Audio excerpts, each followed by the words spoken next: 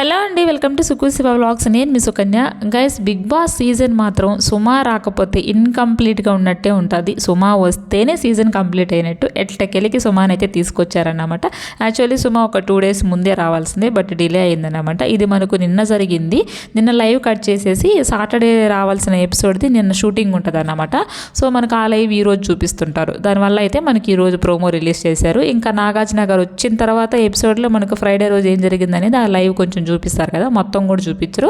అయితే ఇందాక లైవ్ అయితే మొత్తం నడిచిందన్నమాట. సుమా అయితే వచ్చింది కదా మొత్తానికి. సుమా వచ్చిన తర్వాత కొన్ని క్వశ్చన్స్ అయితే అడుగుతుంది వాళ్ళని. సుమా ఎక్కడుంటే ఫన్ అక్కడ ఫుల్గా జనరేట్ అవుతూ ఉంటుందన్నమాట. సో మనకు ఆల్రెడీ తెలిసిన విషయమే. సుమా అంటేనే ఫుల్ కామెడీ పర్సన్. ఇంకా వాళ్ళతో కామెడీ చేసి ఈమె కామెడీ చేసి ఫుల్గా ఎంజాయ్ చేశారు హౌస్ మేట్స్ అయితే మాత్రము. అయితే కొన్ని క్వశ్చన్స్ అడుగుతుంది వాళ్ళని. మీరు ఎవరన్నా తోముకున్న బ్రష్తో పళ్ళు తోముకొని ఉంటే వెళ్ళి అక్కడ కాకరకాయ జ్యూస్ ఉంటుంది, అది తాగాలి అని చెప్పేసి అంటే ఇంకా అక్కడ అందరూ అబ్బాయిలంతా వెళ్ళేసి ఆ జ్యూస్ తాగుతున్నారన్నమాట. ఎందుకంటే వీళ్ళంతా కూడా ఆల్రెడీ వేరే వాళ్ళతో బ్రష్తో బ్రష్ చేస్తున్నారంట.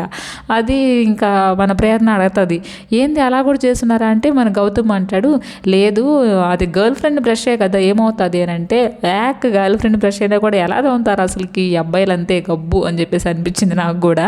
ఆ తర్వాత వచ్చేసి ప్రేరణ దగ్గరకు వచ్చేసరికి, ఎవరైనా 3 days స్నానం చేయకుండా ఉన్నారా? అలా చేయకుండా ఉండే వాళ్ళైతే నిజం ఒప్పేసుకొని మీరు వెళ్ళి అక్కడ ఆ జ్యూస్ తాగాలనంటే, మన ప్రేరణ అక్క బయలుదేరి 3 days కాదు 4 days నేను స్నానం చేయలేదని చెప్తుంది. సో ఏదో ఒక ఉంటారు కదా కొంతమంది, ఇప్పుడు ఒక 2 days స్నానం చేయకుండా ఉండేవాళ్ళు, కానీ మనం స్కూల్కి వెళ్ళేటప్పుడు కాలేజ్కి వెళ్ళేటప్పుడు హాలిడే వచ్చిందంటే ఒక 2 days చేయకుండా అట్లా ఉండేవాళ్ళు ఉంటారు.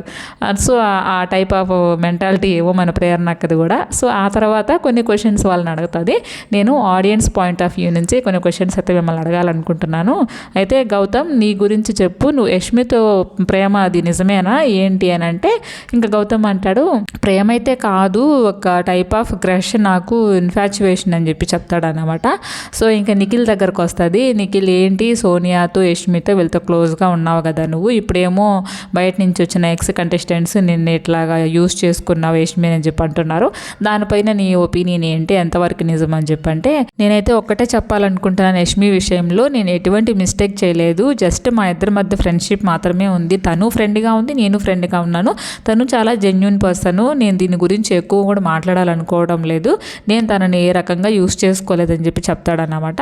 అయితే బయటికి వెళ్ళాక మీరు ఫ్రెండ్షిప్ కంటిన్యూ చేస్తారా లేదంటే బ్రేక్ చేస్తారంటే, కంటిన్యూ చేస్తాను సుమా గారు నేను, ఎందుకంటే మా ఇద్దరి మధ్య ఫ్రెండ్షిప్ మాత్రమే ఉంది. తను చాలా జెన్యూన్ పర్సన్, మా ఫ్రెండ్షిప్ అయితే నేను కంటిన్యూ చేస్తానని చెప్పేసి నిఖిల్ అంటాడు. సో మొన్న ప్లాట్ఫామ్ దగ్గర కూడా అది తన జర్నీ చూపించారు కదా వీడియో, ఆ రోజు కూడా చెప్తాడు, నేను అందరికీ ఒకటే చెప్పాలనుకుంటున్నాను, నేను ఎవరిని ఇక్కడ యూస్ చేసుకోలేదని చెప్పి చెప్తాడు. సో ఆ విషయం సీత అనింది కదా, దానికి చాలా బాగా ఫీల్ అయ్యాడు అన్నమాట నిఖిల్. సో దాన్ని అందరికి కూడా చెప్పాలనుకున్నాడు, చెప్పాడు. సో ఇదన్నమాట జరిగింది. తర్వాత ఓటింగ్ రిజల్ట్స్ గురించి ఒక వీడియో పెడతాను. అసలు ఈరోజు 3 ఎలిమినేట్ అవ్వబోతున్నారు, షాకింగ్ అసలు, దాని గురించి పెడతాను. రేపు ఎపిసోడ్కి మనకు సండే ఎపిసోడ్ కల్లా టాప్ 2 మాత్రమే తీసుకెళ్లే ఛాన్సెస్ అయితే ఉన్నాయి.